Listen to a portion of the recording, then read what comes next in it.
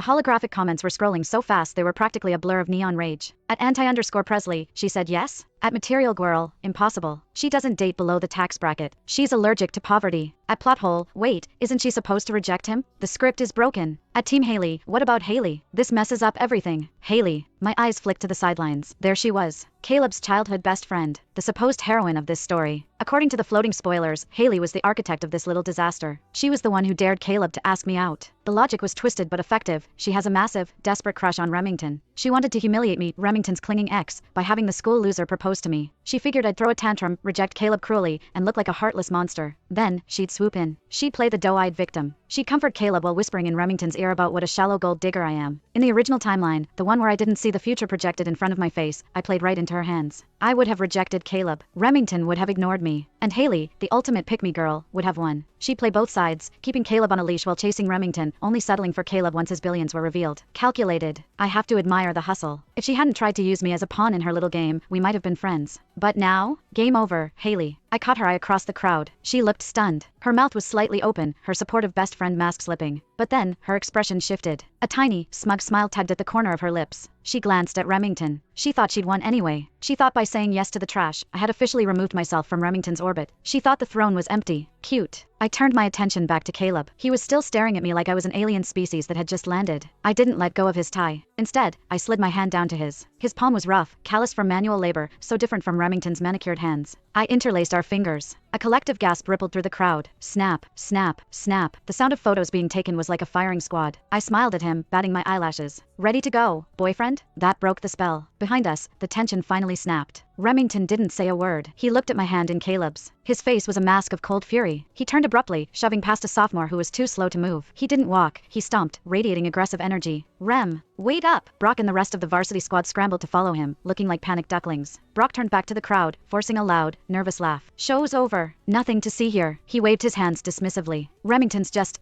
focused. Big game coming up. He's in the zone. Yeah, another teammate chimed in, sweating. He's not mad. He thinks it's hilarious. Good joke, Presley. They chased after him, their voices fading as they rounded the corner of the gym. But everyone saw the truth. Remington didn't look amused. He looked like someone who just realized he threw away a winning lottery ticket, only to watch a homeless guy pick it up and cash it in. Presley, are you serious? Caleb looked like a deer caught in the headlights of an oncoming train. I dragged him away from the gawking crowd, pulling him toward the quieter side of the bleachers. He stumbled a bit, his resistance weak, like he couldn't quite process the reality of my hand gripping his wrist. We've spoken, like, twice, he said, lowering his voice to a small sound. He swallowed hard, his Adam's apple bobbing nervously. I honestly thought you didn't even know my name. He bit his lip, his gaze dropping to his scuffed sneakers. I get it.